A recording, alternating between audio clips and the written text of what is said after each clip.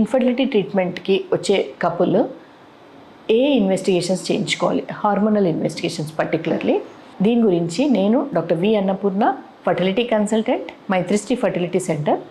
ఫీమేల్స్కి మెయిన్గా మనము thyroid function test అంటే T3, T4, TSH, prolactin test. ఒకవేళ కనుక మనకి స్కానింగ్లో ఎగ్స్ తక్కువ కనపడ్డా, లేకపోతే వాళ్ళ ఏజ్ మోర్ దెన్ 35 years ఉన్నా, వీళ్ళకి AMH అనేది యాంటీ ములేరియన్ హార్మోన్ టెస్ట్ అనేది చేస్తాము. ఇవి బేసికల్గా చేస్తాము.